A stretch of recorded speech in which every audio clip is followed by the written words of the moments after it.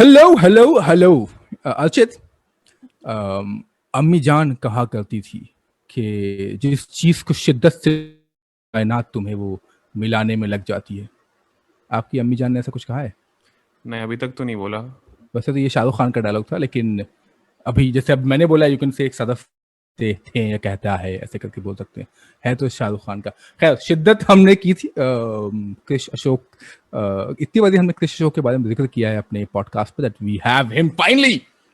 So have Krish Ashok with us, and we'll tell him all the things that we have been doing, and taking his name, giving him all, even though, and that go like that we pass that science equals to Krish in most of our podcasts. Yes, sir. And quoting Krish in most of our episodes, we thought, why not just hear it from the horse's mouth and bring him directly in. So welcome to the show, Krish. Welcome. Thank you. Absolute pleasure. Quick introduction. Krish and I are colleagues. We work together. We both write for Mint. I am showing off basically. But the second introduction is Krish Ashok is also an author. He's written Masala Lab. I'm sure people who are listening to us now and people who are watching us can see his book in Archit's hand. And I'm sure by now, we have quoted Krish so many times. And in our last podcast, which was on my, Archit publicly announced as well that we are getting Krish Ashok. So now we have Krish Ashok, the author, the tech nerd. Few places where people have introduced Krish as, and we'll come to that as well. That what happened? What happened in tech and food? Then as well, so music and jam is also his thing. I'll start with first question. Can you build a rocket as well? I can build a really nice paper rocket that flies a very long distance. So I did some research on so there's an MIT professor who has a video on paper rocket fly like 30-40 meters. So it's slightly different from how we learn to make our paper rocket. So it actually uses some aerodynamics principles, but it's really nice. I'll share a link with you later. Please do, because the only thing I can make of paper is the plane. That so paper plane. Yes. Yeah. Okay. This is like a paper plane that goes like 30-40 meters. Paper plane on steroids. Yeah. I was reading it somewhere, and then it said about your interest in origami as well. So is that the reason why you also YouTubed? Yes, very much. Yes. So origami is something that I've loved. I like the minimalism. There are actually some common threads across all the, be it tech or food, and minimalism is one of them. So I that's why I love Japanese food. I like a lot of things from Japan, and origami is definitely one of them. Oh wow. So all these things that Krish does, and we perhaps don't even do like a 5%. At least I don't. But yeah, percent hoga, I think. Just being modest. Now, so we start with Krish interest in. So he's been TCS. I think it's 22, 23 years now. Yes. Was that your first job right out of college? Yep, very much. I mean, I graduated from University of Delhi College of Engineering, and joined TCS straight from there. And then I lived in the US for about, and then at least for the last, I would say almost the last 10 or 15 years, I've been sort of working in the area of the future of work. So became very relevant during the pandemic because everyone had to suddenly work from home, and that ended up being the future of work, if you will. So that's been my it's been a very interesting job. I originally joined IT only because in 1990, and again, many of your listeners might be younger, but in 1999, IT was the only job that had a 5-day week. Everyone else made you work on Saturdays. And since at that point of time, I was still considering a career as a musician, as a violinist. So I said, no, I need my weekends free so that I can actually do my music. So that's the only reason I joined IT. But then I ended up liking it, and I just continued with it and so on. Wow. You not just liking, I would say 22 years of stint with TCS is really commendable. Wow. So that makes me sort of come to the first very. This has been both our minds, Chit and mine, is that tech, and then you started documenting food. And I remember before your Masala Lab came in, there was this your tweets, right? And I am part of bunch of food groups, and I'm not kidding. This is not exaggeration. Every time when this is not recent thing, I'm talking about a little older. Every time you tweet, people will just like, "Oh, Krish said this," and the same tweet, 10,000, not 10.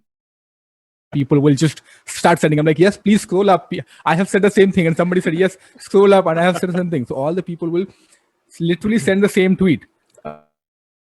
So when did that happen? Like, was it because A, engineering, B, you're working in tech, and then C, because you were probably staying alone, so you ended up cooking food and then eventually documenting food? So it's actually started cooking very young, and so since we're three male siblings, you can imagine how tired my mother would have been. So she essentially, the moment she realized that her eldest son can stuff in the kitchen without causing the gas cylinder to explode, she said, "You need to learn to cook." Right. So that was her criteria. So if I can trust you to not set the house on fire, I think I can teach you how to cook. So since she was working, she occasionally had to travel. So literally ended up being the daughter that she never had. So at least would sort of manage a few things at home and cook for everyone at home. But it was only when I traveled abroad for the first time with TCS is when I decided to seriously start documenting stuff, right? And I think obviously at that age, I didn't have much experience in technology or software engineering. It was still early. But I still realized that somehow, my grandmothers, grandaunts, and all these other family whose recipes I wanted to document, they didn't think in terms of recipes. And I was like, how many grams, how many teaspoons, how many quarter teaspoons? So they're like, no, I add as much as, I like the smell of, or how long, how many minutes exactly. Like, no, you cook it till this happens, or when this physical change happens, and so on.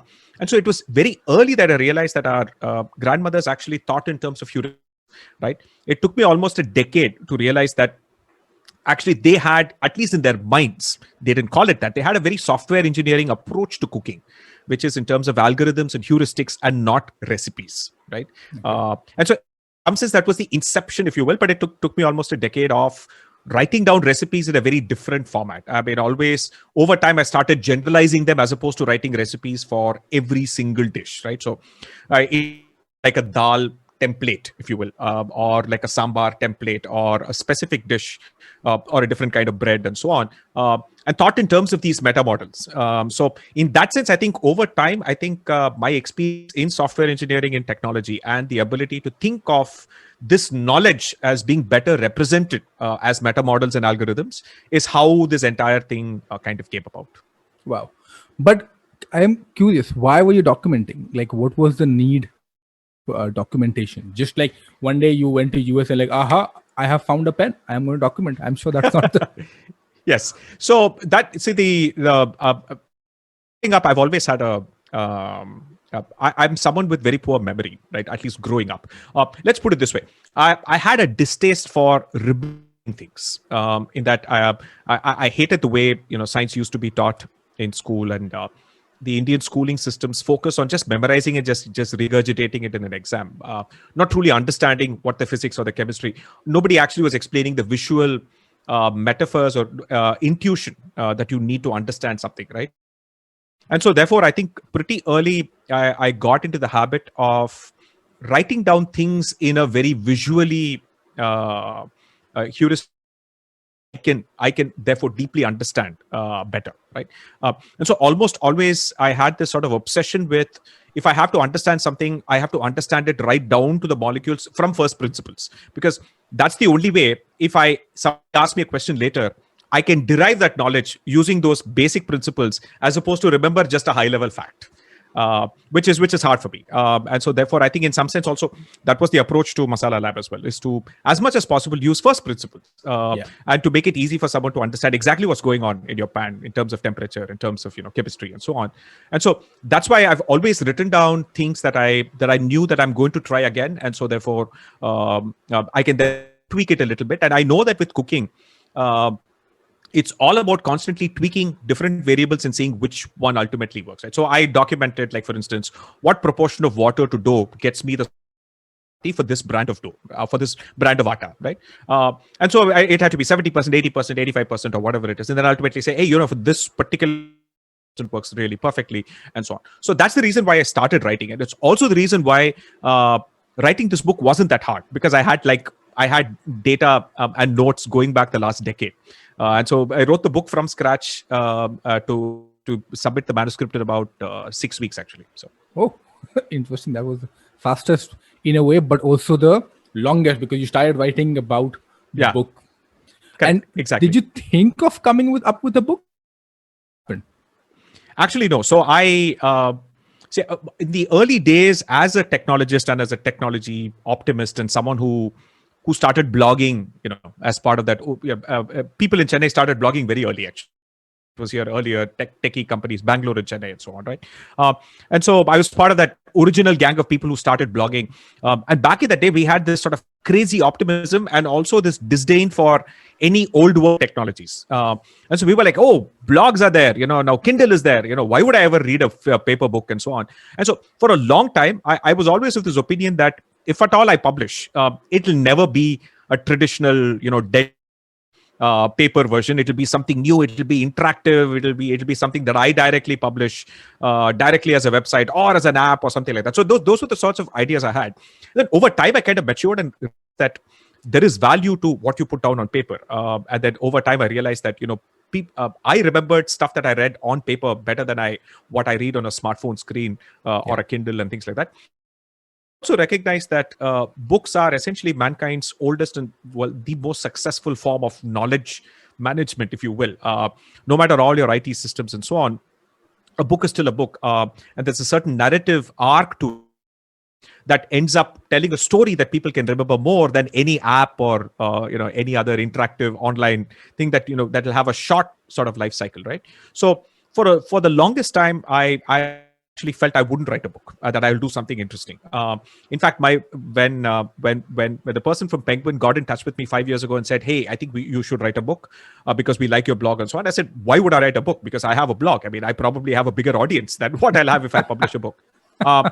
And then 5 years later, the same person came back and said, hey, there's a pandemic. Would you consider writing something? It's a good opportunity. You probably have free time and so on. And my first proposal was, fine. Okay, you know what? I'll write some science fiction. I'll write some humorous science fiction set in South India, right? So that was my first proposal. So then she said, why don't you also send me a non-fiction proposal so that, we can sort of wait both, right?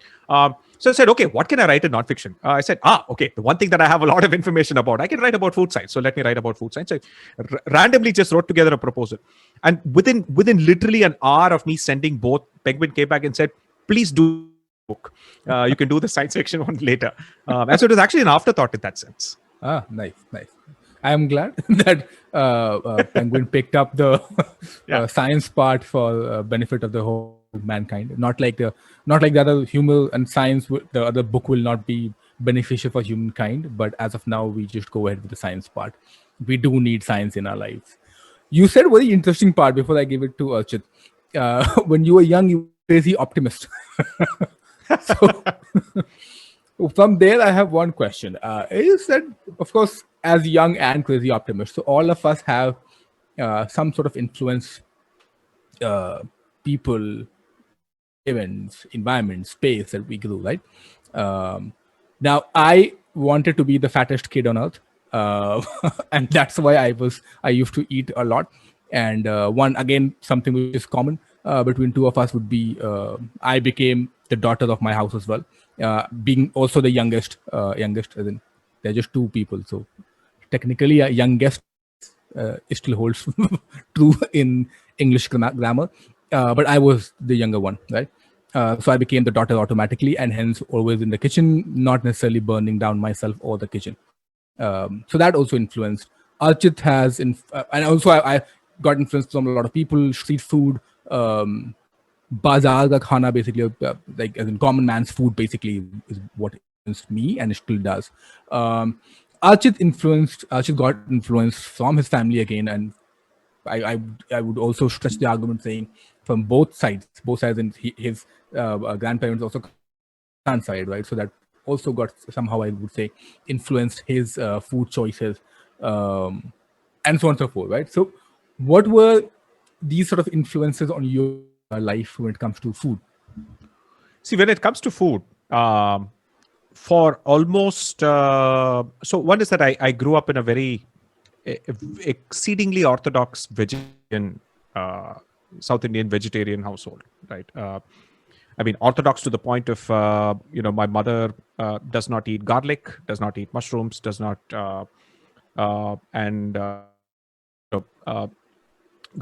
my father was slightly having traveled abroad and so on. He was of the opinion that his children should eat everything outside of home, not at home.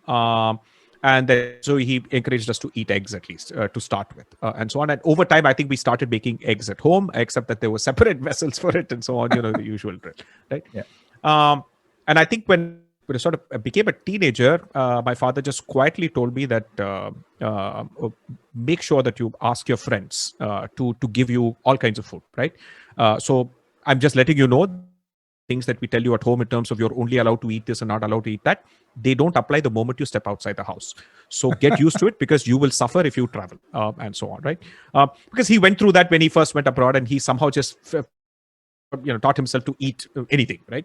And so therefore, he had that opinion. And I think, I was living, fortunately, when I turned a teenager was when I was in Delhi. And so I had a fantastic sort of, my friends obviously took me to the shops outside Jama Masjid and the old Delhi, and so I well and truly, in some sense, my formative years, surprisingly enough, I often talk about this concept of comfort food. Comfort food is literally things that have a strong nostalgia. And the brain psychology is essentially that the part of the brain that processes flavor is the same part of the brain that processes nostalgia. And so that's the reason why a 5-star, Michelin star dal cannot compete with your mother's dal, not because that guy is chef as your mother, or that your mother is actually a fantastic chef. That's not what it means. It means that your memory of the dal includes the context of your mother, your location, that home, the smells of your, and all of those contexts. The reason why we can't enjoy chaat in a 5-star setting is exactly that it has to be on the street. The context is part of the memory and so on, right? So strangely enough, people think, I'm this sort of hardcore South Indian and so on. But my comfort food, strangely enough, is essentially Mughlai and North Indian kind of food that I grew up eating outside home. And even the idli dosa that I used to get for school used to be taken by my classmates because they loved that food. Give me their aloo parathas and boli parathas that I grew up eating. So if somebody asked me what's my Indian comfort food, I'd actually say roti dal and butter chicken and those kinds of things, because that's what I grew up eating. That was my sort of first external influence outside of just the limited culinary experiences at home, which is not to sort of diminish the vegetarian cuisine that my family specialized in. That it is rich in its own way, with a very tiny set of ingredients to concoct all those flavors and textures. I think is by itself great and so on. But I think once I experienced the world outside and that there's so many ingredients and so on, that was my first sort of interesting experience. The second experience was when I obviously went abroad. I think that was the first time I went in with this very typical Indian mindset of all these Americans and British people eat bland food. It is tasteless. It is unhealthy. Kind of that stereotype that you kind of go in with. And Indian food is the greatest and so on. And over time, you kind of there is something to be appreciated in cooking, that it brings out the flavors of the ingredients as opposed to just use a ton of masalas to right. So one thing about Indian cooking is that you can really make very fantastic taste with very poor quality ingredients, because you can just flavor bomb it to death. Okay. And so nobody actually tastes the cabbage in an Indian dish, but you can actually taste the cabbage in, say, a Russian or an American dish and so on. obviously discovered cuisines like Mexican, which I just got so obsessed by that it still continues to be my favorite international cuisine. In that sense, just so much flavor, so much heat as well. I love really as well. So that is obviously, I think, another experience. And the third sort of element in my food journey is the fact that in the last 10 years, before the pandemic, I used to travel internationally literally every month as part of my job, right? Food I ate was usually in airports and in flight, right? So I began to develop an appreciation. There are problems as well, but appreciation for what in-flight food can be and how actually chefs manage to make something good in conditions where they're not supposed to taste good at all. Because at that altitude, at that air pressure, your taste buds don't work at all. Okay, so it's quite fascinating, and I particularly started kinds of food and the kinds of things that you get in airports itself and so on. So these have been my food influences per se. And the last influence would actually be just the internet, in the fact that once YouTube came about, the ability to literally find a cuisine from every corner of India, from every unique small niche. If I wanted to make some Pahadi Uttarakhand cuisine, there is a YouTube video for it. Or Naga pork, there's a YouTube video for it. Or for that matter, Burmese, or anywhere internationally. That allowed me really to experiment with so many things. So this essentially is a short journey of my food influences. That's actually fantastic. One thing that you mentioned earlier in the first one was about comfort food. And Archit has also written a story on comfort food. So on that hook, I will now let Archit ask his question. I know he is also getting desperate to ask questions. I was just going to say one thing I've learned shamelessly from Sadaf is to plug in your content whenever possible. So I was also going to say that I written this piece for Mint on comfort food, which ends on a poem about butter chicken, which I'll let our listeners check out the butter chicken episode for that. Anyway, coming to to the theme of your book, which as we told you, refer to in episodes when we do actual researching, not stalking people on LinkedIn, seeing where they work for 22 years. So Masala Lab is now, if I play devil's advocate for a bit, Krish, you mentioned that books are one of the best ways to pass down knowledge. Now, in Indian culture, a lot of knowledge is also passed down through word of mouth, and a lot of it is prescriptive. For example, we know we need to consume turmeric milk when we're recovering from an injury. Most mothers know that. Most people know how to make yogurt at home, but the process of it, but they don't know the chemistry behind it. Yes. Now, I enjoy reading about food, and I'm into food, so I'm very curious about the science behind it. So I love your book. But if you had to tell the average Joe who knows how to make yogurt, who knows who can take some milk and some bacteria, and next day he has some yogurt, why does he need to understand the chemistry behind it? Why can't he just know the heuristics of how it's happened? Yeah. So I think maybe let me give a slightly more elaborate answer to this, and it's actually a great question because so one, why was the printed book, if you will, or any kind of writing actually, so because I think the era of history before writing is essentially oral transmission. Language predates writing. Writing came much, much later, right? We humans have been communicating for tens of thousands of years before we decided that there is something interesting about writing things down. And the Sumerians and the Middle East. So, and the fact that they had the cuneiform and the clay tablets, and these clay tablets survived such a long time is why we know. Because, so we don't know as much about cultures that tended to write papyrus or anything that or reeds which didn't last that long, but because it was clay tablets, we can still read them like now, right? 3,000-4,000 years later. So the thing is that one is that there are philosophically knowledge is a lot more naturally interpretative because of the natural ambiguities of language and tone and dialect and so on, right? And so when knowledge is passed down through an oral tradition, advantages and certain disadvantages. Advantages being that it's fantastic for passing on abstract knowledge because you do want that other person to interpret a little bit set it in their own context and so on, right? So which is where a lot of religions often use interpretative because the moment you sort of rigidly write something down, then it becomes harder to change, right? And the second thing is that over time, as language changes, you end up interpreting it in a completely wrong sense. So the chances of distortion over a longer period are much more actually in written knowledge, and this is a very bizarre thing, right? And there are very famous examples, right? Like, for example, the Hebrew or the Aramaic word for young woman was into Greek thousands of years later, and the Greek word they opted to use was virgin, okay, not necessarily young woman, right? And that's how we now have the Greek translation of that origin. Is essentially why you have now the virgin birth of Christ and all that, right? Yeah. So again, historians actually believe that it's as a result of a mistranslation and a misinterpretation thousands of years later. So, and I'll actually give you a food example. That's a far more practical example. So one is that if you think about India, this is a part of the world that is kind of stuck with oral traditions for a much longer time than many other parts of the world. If I had to take a food example, first thing we have to understand is that India has particularly persisted with oral forms of knowledge transmission for a longer period than most other societies because of the caste system, because there was a vested interest in a group of people ensuring that only they had access to knowledge and that other people are supposed to do other access to knowledge. The moment you write down knowledge, it essentially becomes accessible to everyone, right? So in some sense, writing down democratizes knowledge. And writing down was the first democratization. Then come, TV, radio, and internet and all that just made it a lot more. But that was the first invention, if you will.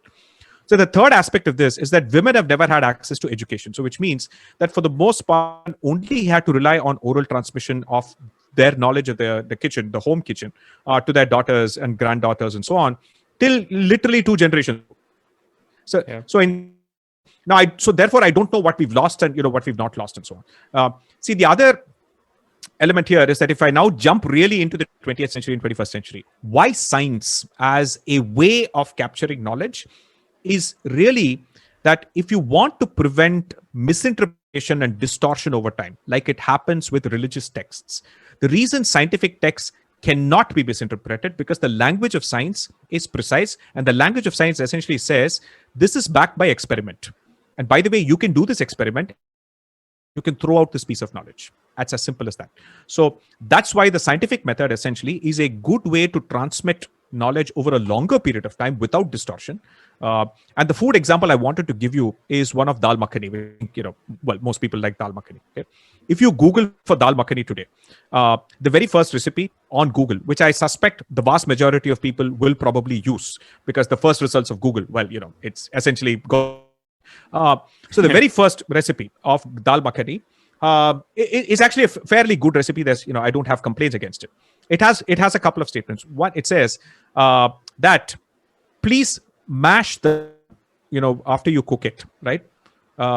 So that the dal is able to absorb spices better. That's number one.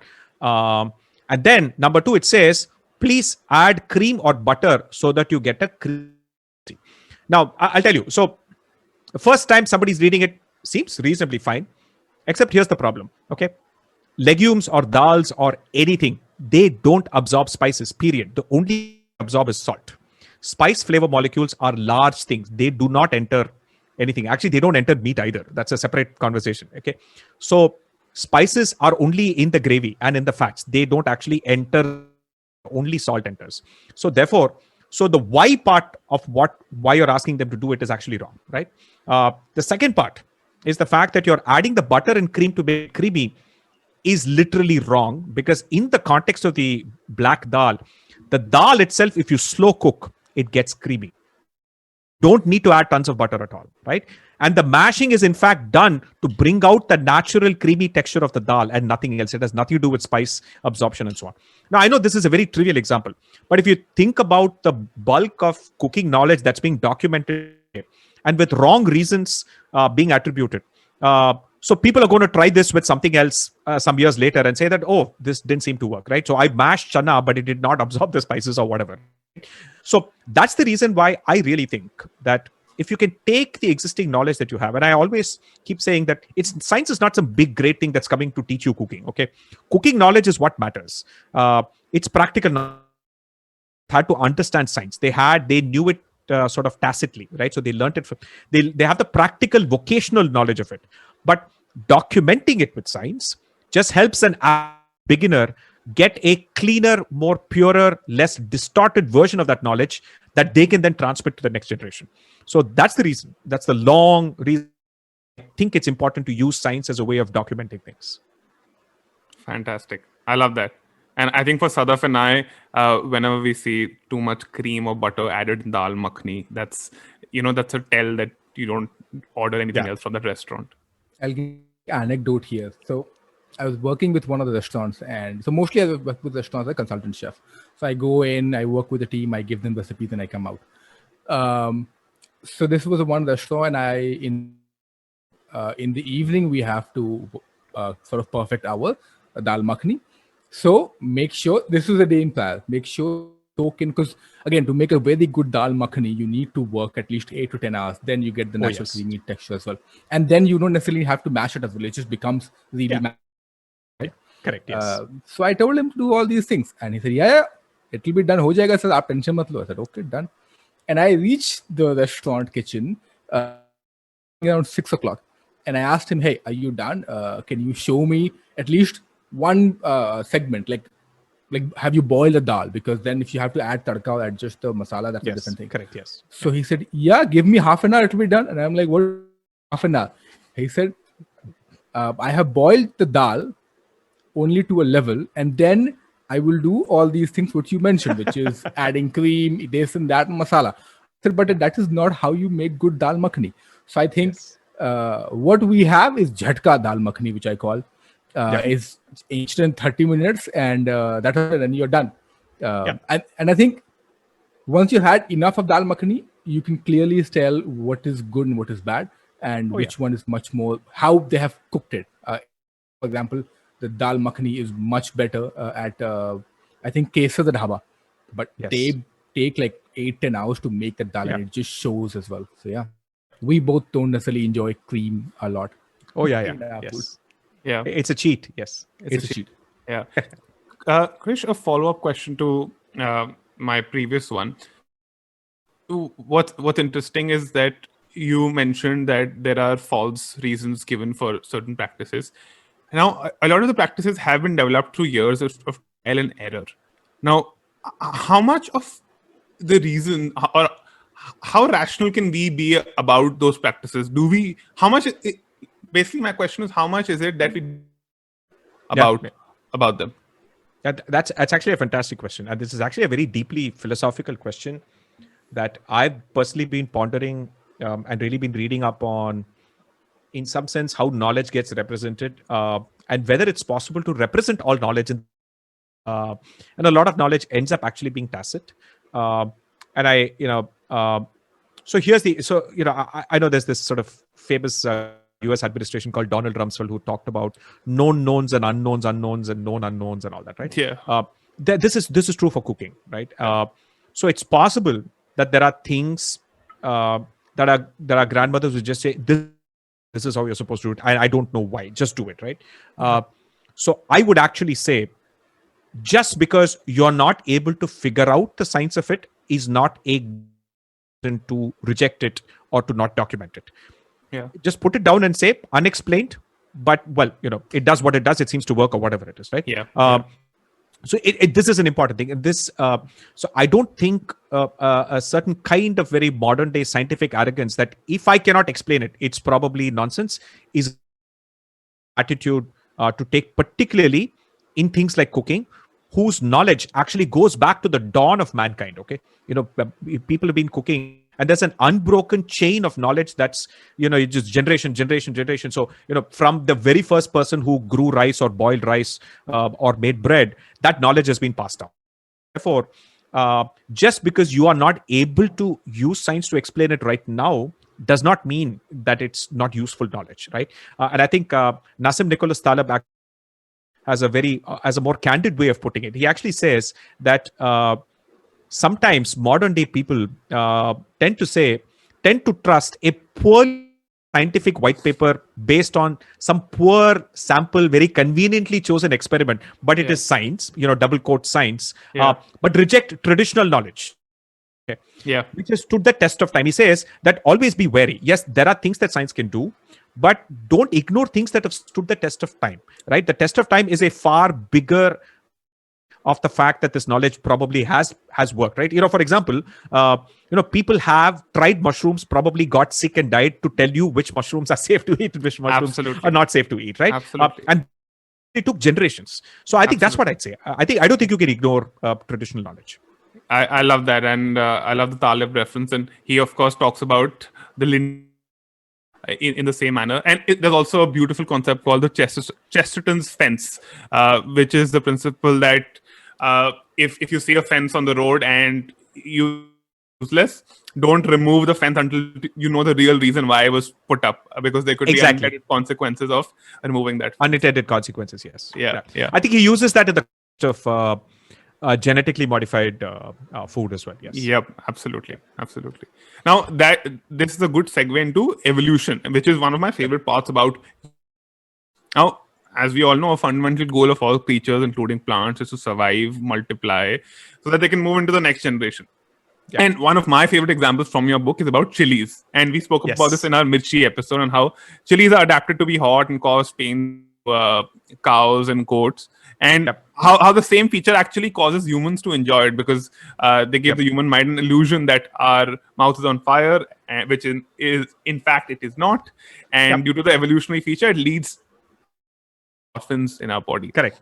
Yes. Yeah. Haseen dard. We call it the Haseen dard. Oh, yes. Now, this is a great example, but generally speaking, why do we need to study evolutionary forces to understand medicine practices? Well, absolutely. Actually, the evolution actually is. I would actually generalize it more and say that if there's one hard to understand concept that I think all the population needs to understand, it's some basics of statistics, probability, and therefore, by extension, evolution. Evolution is ultimately understanding the world through the actions of probabilistic random action at exceedingly large scale, over an exceedingly long amount of time, right? And viewed through the lens of the fact that biological organisms are merely vessels for genes, DNA, if you will, in its relentless march to make more copies of itself. So that's the way to think about it. So every gene wants to make copies of itself, and it will do, and all the things that animals do, and the gene then constructs all these other things like organisms and limbs and eyes and all the rest of these stunning diversity of life that we have, and all the things are essentially aimed at one thing, for that gene to propagate itself, right? So if you sort of view the world through that, you understand, I think, your relationship with food a lot better. You understand the importance of biodiverse ecosystems. You understand the importance of organic, more diverse styles of agriculture, and the dangers of large-scale monocropping and so on. You more nuanced understanding at the end of the day that literally every crop, every plant we eat as a grain is an absolute biological mutant. It's not natural at all. Right? The modern day rice plant or the modern day wheat plant, and by the way, even the ones that we consider heirloom and traditional, etc., every one of these plants will not survive in the wild, because humans have handpicked mutations that produce insanely large grains at the cost of everything else. The plant from doing air pollination and throwing the seeds long distances and so on, all just so that we can eat. Right? So we have kind of co-evolved with these plants, convenient to us. Like, for example, we have domesticated animals. We have handpicked the ones that are docile, dumb, and have poor eyesight. This is the difference between a dog and a wolf. It's docile, dumb, and has poor eyesight, because the wolf, on the other hand, will just kill you, right? And so it's just that we have to understand it through this lens. And therefore, the difference between the wheat from years ago and a genetically modified plant now is not much at all, right? You're just using more precision and so on. So the other element is that I've always found it fascinating that, the distinction, for example, between, say, fruits and vegetables. Fruits are essentially evolutionary mechanisms for the plant to tell you, eat me, right? Eat me, I'm so attractive, so juicy, I'm so, wonderfully delicious. Eat me, then, hopefully drop my seed somewhere else so that I can grow. So that's basically what a fruit is. A vegetable is a plant's way of saying, do not even, I will produce sulfurous molecules, I will cause tears, like in the case of onion. I will cause garlic breath in the case of onion. I will cause heat and pain in the case of chilies. And I will literally kill you in the case of spices and coffee and most of these other things like caffeine and all these other things that plants produce are all poisons for insects, right? I mean, obviously, didn't realize that a human being will come and we will invent cooking, and so therefore we'll be able to tone these things down and actually enjoy the mild amount of pain from each one of these things that we literally does not want you to eat, right? So evolution actually just makes food a lot more interesting, right? And it actually gives you smarter tricks. Like, for example, would you pick the really big capsicum, or would you pick the slightly shriveled, thin-skinned capsicum? You should actually pick the second one because it will have much, much more flavor. The thick one will have no flavor at all. Likewise, tomato or the misshapen one with a few holes and things like that. You should pick the latter because misshapen vegetables are more likely to have been attacked by pests. You're attacked by pests, your defense against that is plant produces all these things that we consider as flavor molecules, but actually kill insects, right? And so therefore, misshapen vegetable average will have more flavor, right? This is also why organic produce has more flavor, because these plants get attacked by more pests, so they produce more flavor molecules, which are actually defensive chemicals and so on. I think this is to appreciate food in general. That was a very sexy way to describe fruits, and I think that Sadaf enjoyed it more than he should. I do. Well, and while listening to you, I think one of the tweets or maybe one of the reviews of the book mentioned this fantastic line, and I'm going to quote that tweet, not exactly the same word, which was Krish makes food science sound sexy, right? Or more up. So yeah, I think this particular segment was exactly that, and I can now completely agree with that tweet / the review. About the fact that actually what is a plant actually doing, right? So Yeah. the other thing is that the fruit is the ripening of the fruit is actually literally the fruit getting ready to, right? so that the seed actually has a better chance of a life elsewhere. And so it's literally, I mean, this is about as romantic and as dark as it gets, right? So the plant literally, I'm putting all of this effort so that this part of my plant can literally die, so that another one can grow somewhere else, right? Whereas a vegetable is like, no, I don't rely on you to pollinate. I have other methods, right? So I have bees, I have all these other things. So please don't eat me. So I will produce things to prevent you from eating me. So that's an interesting part. It makes you philosophical about about food as well. That you cannot something like mango, and I mentioned this in our mango episode last week, has been so beautifully created by evolution after years and years and years.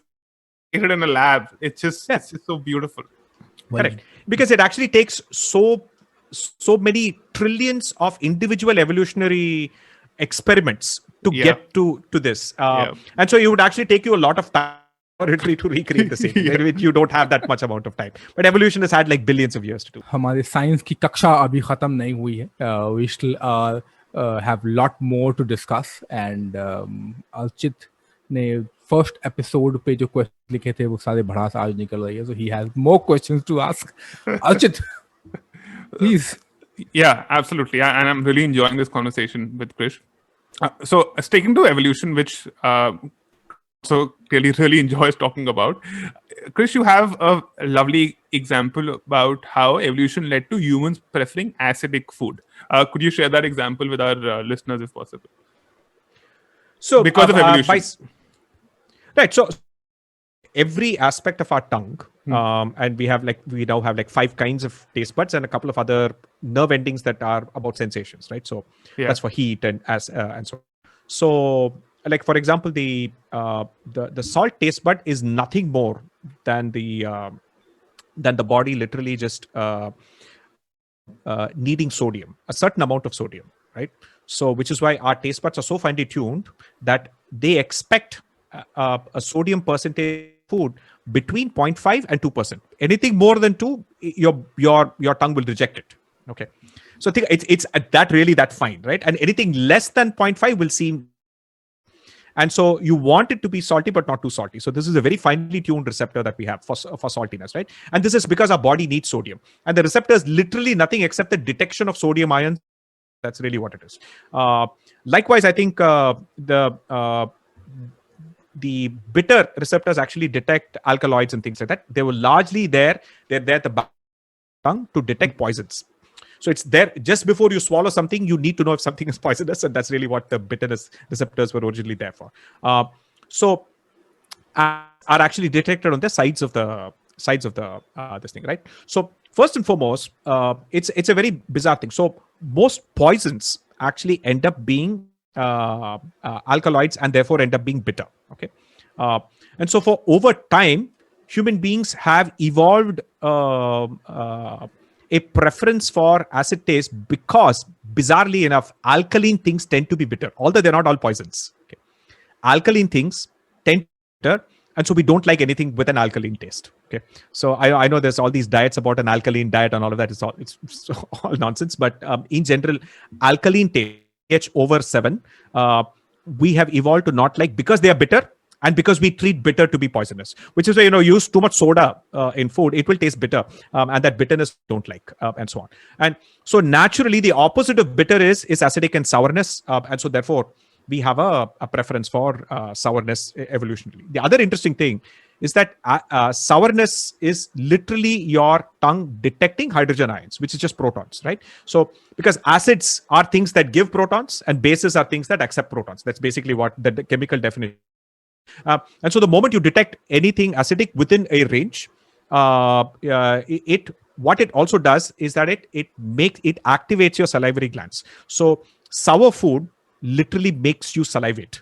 So that's why you squeeze your lime at the end of the on top of the chart or onto dal or onto anything else for that matter, and it'll actually make you salivate, right? And then therefore what this is ultimately meant is that when they actually did a pH test of some of the greatest dishes made by some of the greatest chefs in the world, right? It's all in a narrow pH range of between 4 and 4.5, meaning that it's for a food to be considered to be truly delicious and tasty, it has to be sour, period. Okay. If it does not have sourness, it cannot be a great dish. And that's how we are kind of evolutionarily wired because of our lack of preference for bases and bitter tastes. Isabgol stocks just went up after. Just a follow-up question on that, and this is coming from a discussion that I was having for an article that I was writing with, and this was about chocolate. And because you mentioned about bitter chocolate, bitterness that we and we'd like sweet. When he was saying we, he meant Indians. But Indians, all humans actually, yes. But okay, because he was saying the reason why Indians don't like bitter chocolate or dark chocolate which is the natural form, versus across the globe, which people do prefer dark and bitter chocolate. But Indians don't. Is there a DNA of Indian versus the world? It's not so much an Indian thing, but there are globally all populations have varying amounts of what you call taste profile. If you plot them, so there are a small percentage of people in every society who are what we call super tasters. They have a higher density of taste buds, and so for them, they sense bitterness far more strongly than other people. It's impossible for them to eat karela and things like that. It's impossible. In fact, sometimes many of them cannot even eat coriander leaves. Exceedingly super tasters, coriander tastes like soap because aldehydes found in coriander are very similar to aldehydes found in soap, but they tend to detect that strongly compared to others, whereas others simply don't. But so therefore, and that's one aspect. So there is but this proportion exists in all societies. But then within societies, there are very specific preferences. Like for example, even within India, you will find that west of India, a more predominantly sweet to be the dominant flavor, and it's just a cultural preference that has evolved over time, right? So if you've been cooking like that for hundreds of years, that becomes comfort food, and that becomes your definition of what is comfort food. So you'll prefer it that way. So a Gujarati person will just like the dal to be sweet because he's only, that's really just about it, right? Yeah. So this is one. Likewise, like for example, Bengalis actually use a lot more bitter ingredients than literally any other part of India. So they actually genuinely are able to balance them. One of my reason I really like Bengali cuisine, fact that it's the only cuisine in India that also strategically uses bitterness and does not attempt to say, okay, bitter is something that I have to dunk a ton of oil and use a ton of sugar to suppress bitterness. They actually genuinely had a bitter element to their food so that you get all sort of sweet, salt, sour, umami. And so it varies. Even within India, there'll be variations in preferences for this. I suspect that chocolate bitterness is one of a learned conditioning because most of our Indian desserts tend to be one-dimensionally.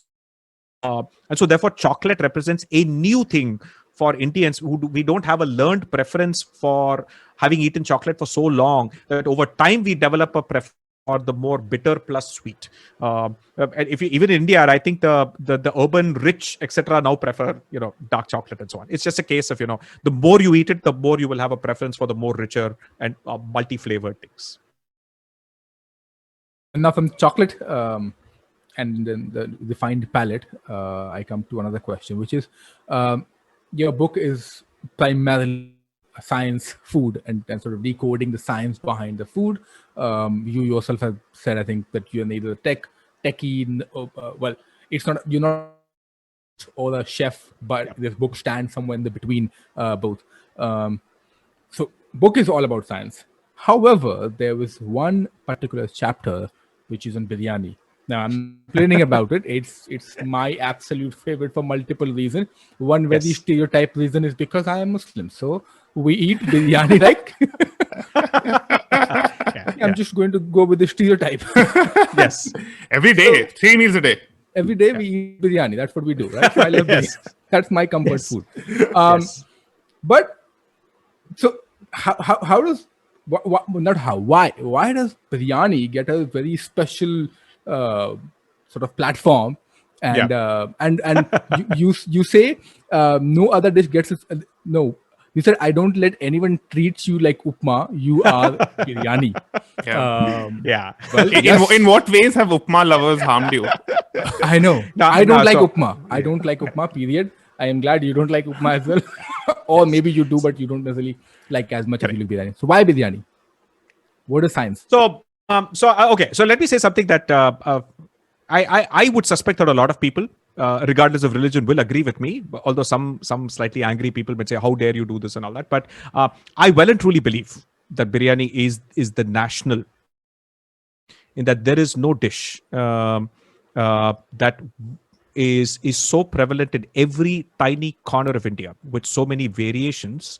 And it is also further unique by the fact that most dishes in any society tend to be divided by class. It's not just religion. So even within the religion, there is what the rich eat and there's what the poor eat, right? And there are dishes that are made for the rich and there are dishes that are made for the poor, and so on.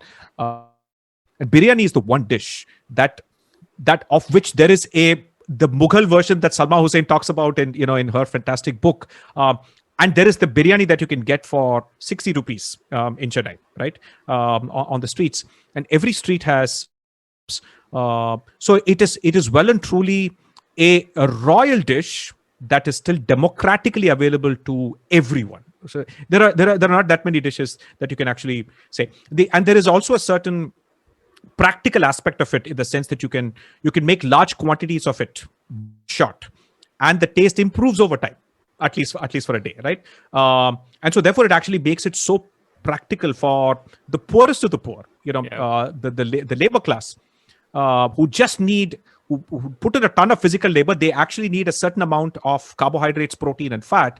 And a biryani is a dish that covers all bases, right? You can't go wrong with rice, meat, and spices and fat. And that's really it, right? I mean, in that sense, it's truly unique. In that sense, I think it is a truly pan-Indian dish, regardless of its origin.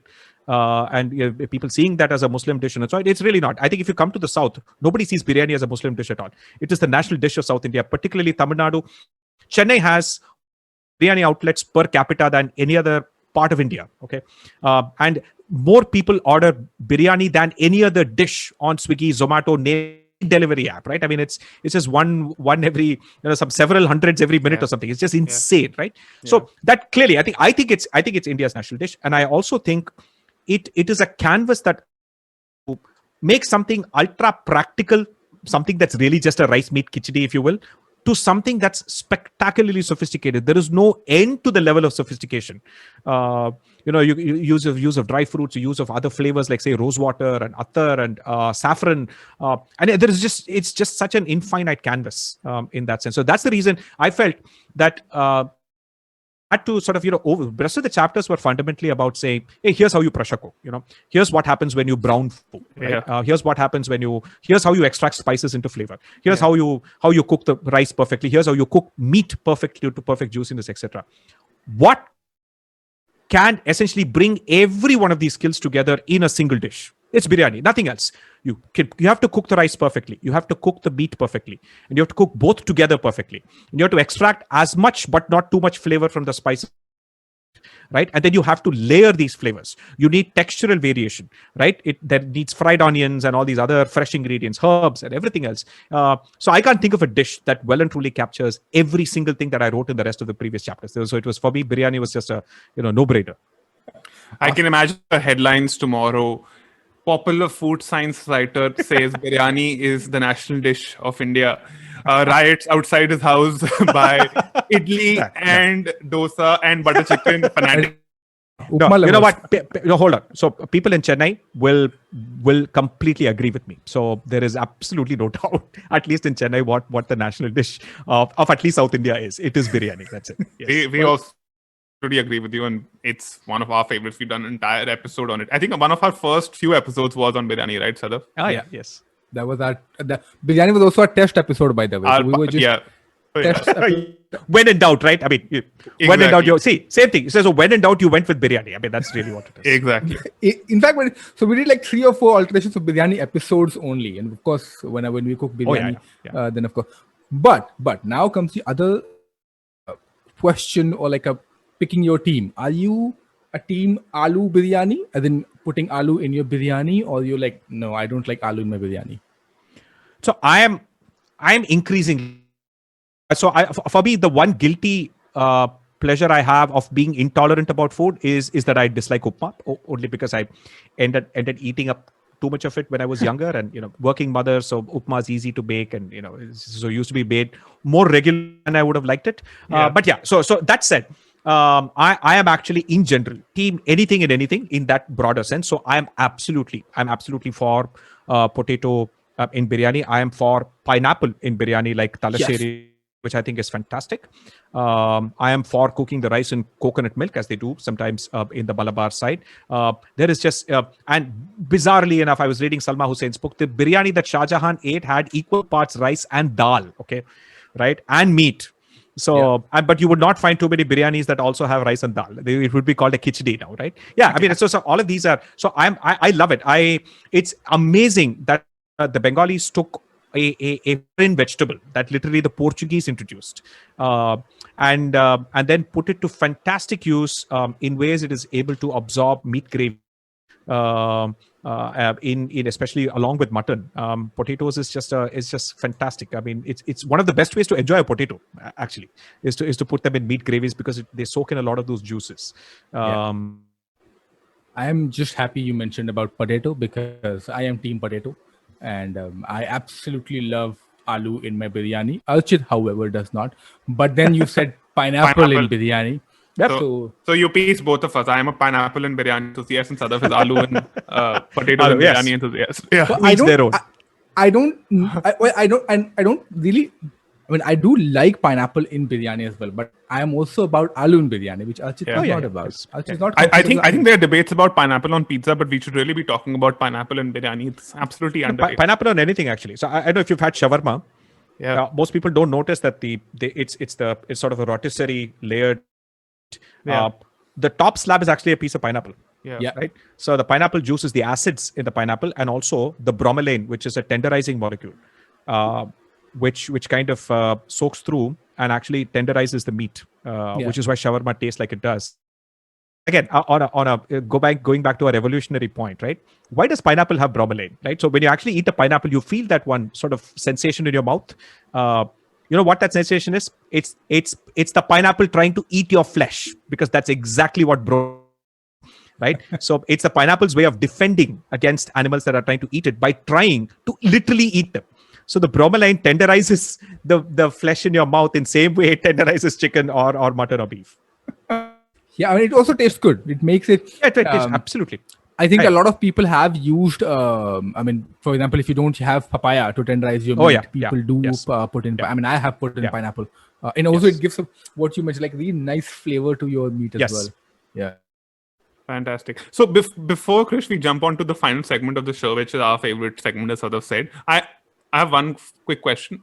We were surprised to see that in your book, which is about cooking, there was no mention of, and correct me if I'm wrong, the Charak Samhita or the Compendium of Charak and the Sushruta Samhita, two foundational texts of Indian medicine, Ayurvedic medicine. So I'm curious to know your opinion on these two texts and why you don't feature them in your book. So I this was it's a great question actually. A big part of writing this book was choosing what parts to leave out and what to keep it.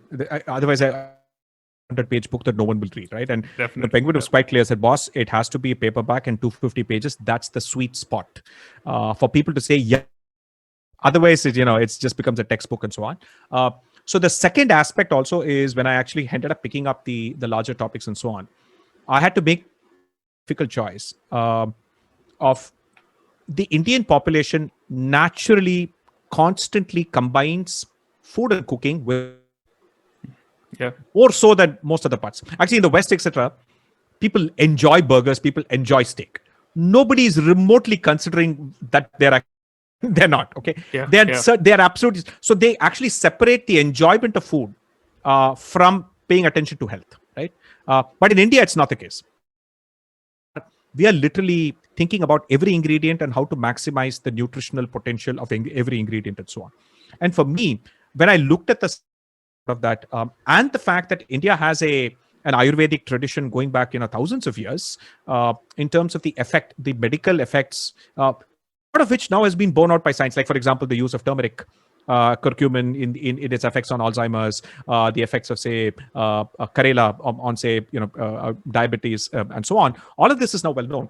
But what I felt is that I had to try and take that West of separating out nutrition from cooking, from the act of cooking. So I said, okay, fine. You know what?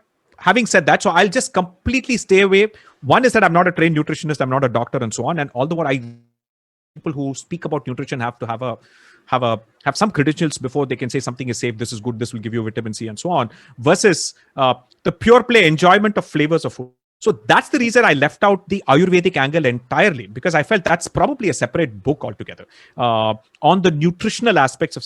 And the other thing is that, remarkably enough, nutrition is one of the most complicated sciences, of which the science is changing literally every day. Okay, I grew up in India where they said fats were bad. You have to reduce fats, cholesterol, heart attack. Ghee is bad, coconut oil is bad, etc., right? And then now it's like, no, please deep fry everything in coconut oil and ghee. Do not use refined vegetable oil. Sugars are now the real enemy, and so the point here is that so it's not like Newton's laws, right? So nutritional science changes literally every week, and I felt that it might be very hard to write something that may perhaps last a longer period of time if you end up writing something about nutrition that will turn out to be wrong next week and so on, right? So that's why I kind of kept out nutrition entirely. So that's the reason why it's not mentioned. Yeah. That's a great answer. So in the face of changing nutrition advice, do you think one method to follow is to eat time-tested foods? It's actually a great point. It kind of goes back to our Taleb's point as well, right? Point. Exactly. And actually, Michael Pollan's, so advice of, eat food. Food is defined as anything that your great-grandmother will recognize as food. So basically, anything that comes out of a pack, not food. Okay, so that's basically number one, right? So eat food, mostly plants, because it's generally good for the planet, more sustainable. Meat, as always, for a lot of settled urban man, meat has always been something that you do as a special occasion, once in a while, and so on. Largely with animals that grew around you, right? Or people would have chickens and goats and cows around their house, and that's essentially how industrial scale animal farming is problematic for the planet and so on. And again, doesn't necessarily result in great meat either, right? So mostly plants, and then not too much. Okay. Yeah. Right. So eat less seems to be a better advice than anything else. Yeah. Right. So don't worry about whether this one MSG added to one Chinese chow mein is healthy or not. Just eat less chow mein if you're not sure. Yeah. Right? That's safer than worrying about every little ingredient. That's not how our bodies think about it. It's a ton of things. It's all cooked. It's all together, and your body processes it very differently. Yeah. Like we don't recognize, for example, that dal nutrients in dal are not available to you at all unless you actually ferment them. Okay. So for example, the reason why South Indians ferment urad dal is because the fermented urad dal, the bacteria more of the nutrition in the dal and make them bioavailable to you, which is why idli is a better way of eating urad dal than, well, dal makhani, for instance, from a health standpoint and so on. But it's just that it's just that there is just so much of it. It's just better to keep things a little bit simpler. Interesting. Beautiful. And, Love that. Before I take a break again, I think this was Archit and I discussing this last week, I believe, that often and it is speaking from the point that you mentioned about grandmothers, right? That often grandmothers or even mothers before this entire fridge technology came to our lives, they were doing things not necessarily of science or sustainability, because I think that was the only thing they knew and no other option that they had. And now I think their wisdom passed on to us, and what you mentioned earlier as well, that if you cannot explain it doesn't mean you should not do it. Maybe find explanation later.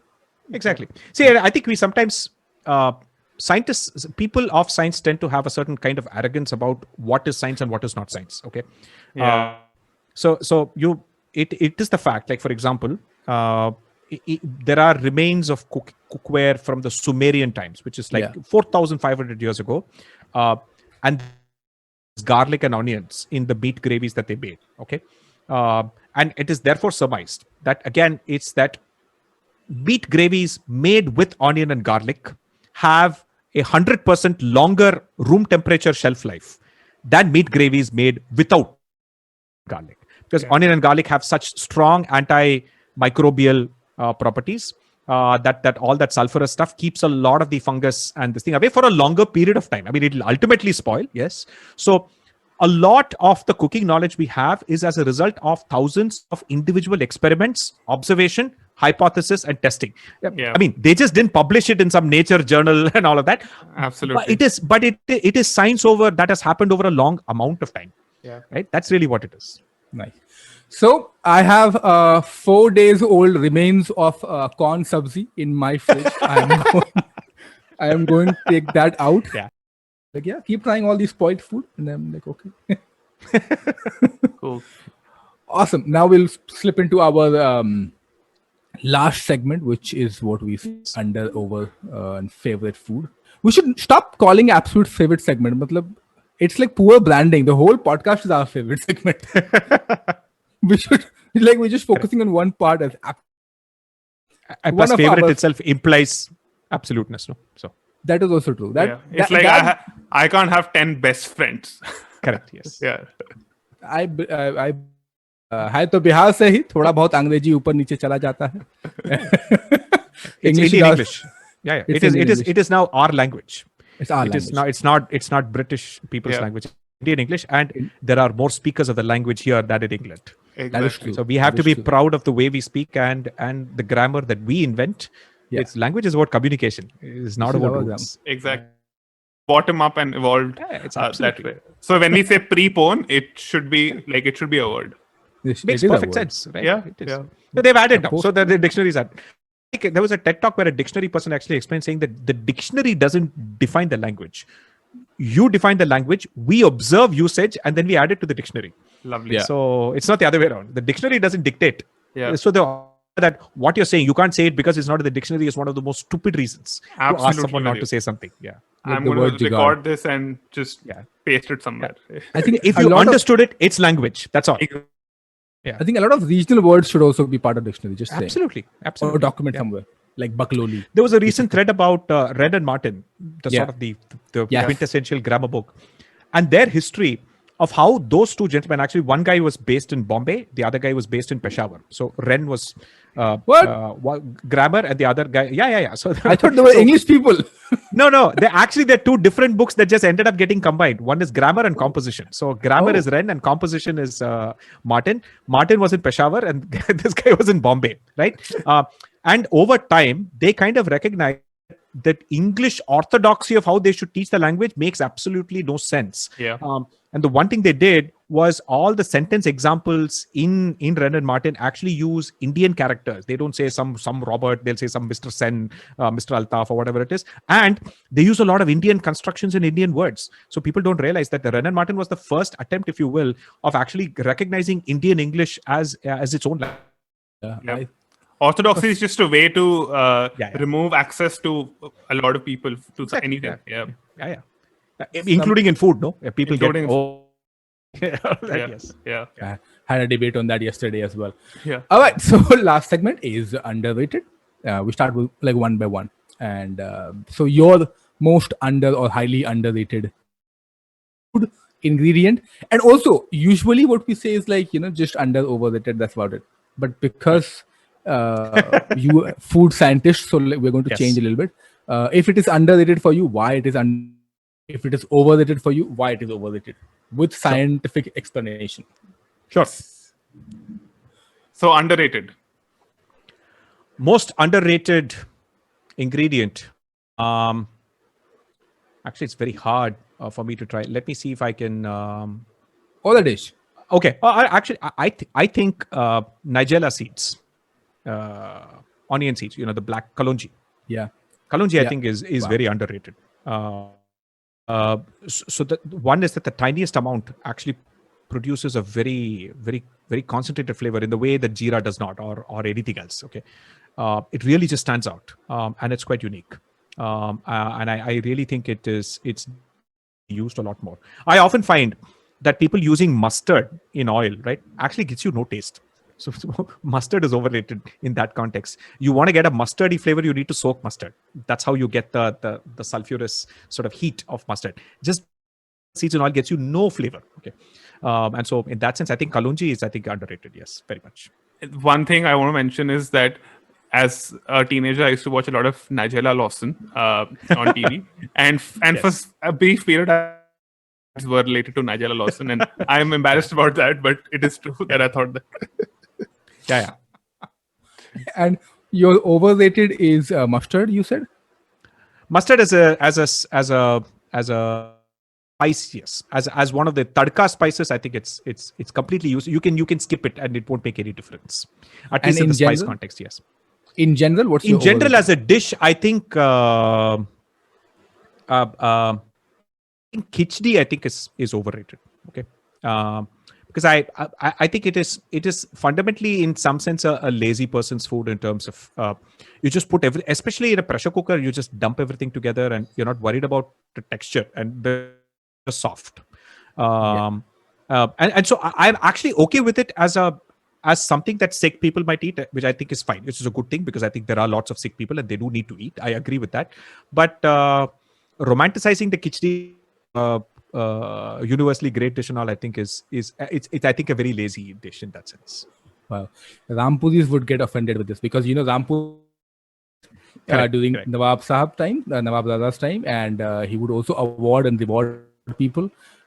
Till date, there's also khichdi dawat where they make very unique kind of khichdi, so it's not mushy in general to eat. Exactly. So there are actually you make a great point, and there's actually a Anglo-Indian khichdi that's made from rice, and instead of dal they use fish as the protein. And it's actually called kedgeree and all that. That's kedgeree and all that, right? So an anglicized version of the name. So I'm sure there are actually interesting khichdies with interesting flavors and textures. But the usual, just the rice and dal mash is just just what it is, right? In that sense, I know. So I'm probably the most controversial host in that I just glorified biryani and demeaned khichdi in the same episode. But yes, that's fine. We are in agreement with that. We look forward to being banned. And the Streisand effect will work for us. I think we'll become more popular. They're banning Twitter anyway, so we'll not get banned. We might get banned on Clubhouse if at all we're going to go there. And your favorite ingredient or dish? My favorite dish actually is any particularly corn tacos from Mexico. The ones made of corn, not flour ones, right? It's a one is that the corn taco has this sort of a very light touch flavor profile that makes anything that you put on it really stand out. And as there's especially there's a fascinating thing.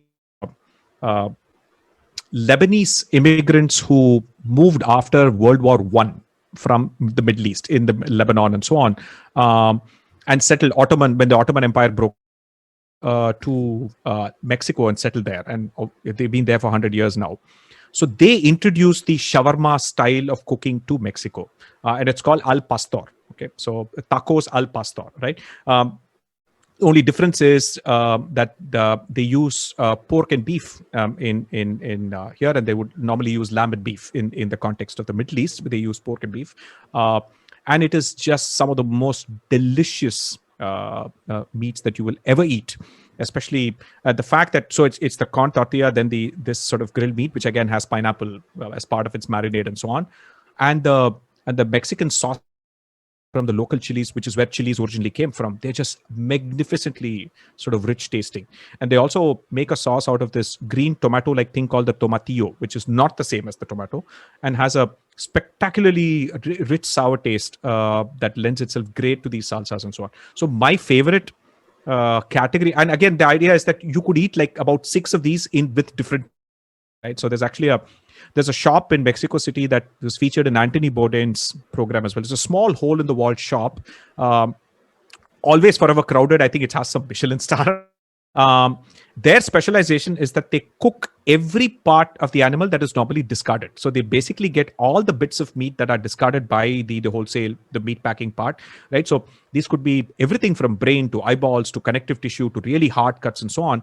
And they use cooking techniques to turn them into the most spectacularly soft, melt in the mouth textures, and then they top them in these tacos, and it's just unbelievable. So tacos I think are my favorite category of dishes, if you will. Yeah. Wow. Do you get good tacos in India? Not, unfortunately, no, because so the problem there is that so in India we have makki ka flour, which is very different from what is your makki ka flour in Mexico. The reason being is that corn flour actually has to be treated with an alkali. It's called nixtamalization. Alkali actually increases the protein and essential amino acids, and also for the ability of the corn to stick together like gluten, if you will, right? Otherwise, there's no gluten, right? Whereas in India, we don't go through that process. It's just dried corn and just powdered. One, it's low on nutrition, and two, it does not have that taste of that nixtamalized corn, and three, it doesn't stick. So we then end up adding maida or atta to actually get it to stick, and so on, which then makes it heavier. And so on. So it's very difficult to get nixtamalized corn flour here because nobody in India is doing that process. So you have to buy the expensive imported one on Amazon, which costs like some 500-600 rupees for like half a kg. So you have to buy that flour, and then you have to make the corn flour yourself, the tortillas at home. Then you can get that taste. Otherwise, no. Right, interesting. But Archit, we do eat tacos. Like Indians do eat tacos regularly. If you deconstruct it, essentially, tacos is what? Roti, beans it's a is beans is rajma, kebab, and kachumber salad, right? So you are eating like exactly. And sour cream is dahi. So you're eating like a thali. Yeah, exactly. Absolutely, yes. So that's what. So the taco template is very global. Okay, very global. So in the Middle East, it's a wheat pita stuffed with your shawarma meat and your vegetables and that labne. Then here it is dahi and your green chutney, and then meat and on a flaky maida based sort of your kati roll equivalent of Frankie, right? Or and so on. It's there everywhere in every part of the world. Different versions. And with that last question, is so lab, of course, there's the regular work is happening as well, irrespective of pandemic. What's next? And of course, music. So is there a new thing that is coming up that people should forward for? Like a hint? No, too early to say. So I'm just, yeah. So it's too early to say. I still haven't thought of, what I should write as a follow-up to this book and so on. Still, but yeah, so I am sort of exploring a few collaborations with other people. I do this sort of Twitter spaces with different kinds of people, and one of them is actually about food that I do on every Sunday and so on. So it's I'm sort of also working on some kind of website or an online property, Masala Lab as a book to start to kind of document things that couldn't go into the book, right? Yeah. And in a way that you don't have the real estate challenges of the book. Yeah. So that's also something that's work in progress. So that's maybe one thing that people can look forward to. Fantastic. You've been very generous with your time. Sorry, Sadaf. No, go ahead. No, I was just saying you've been very generous with your time, and this was tons of fun. I was thinking that, hey, we're talking about food science, so will it get like dry? But it did not get dry at all. It was a lot of fun. Nice So, and thanks for moist doing like this. Chicken tikka.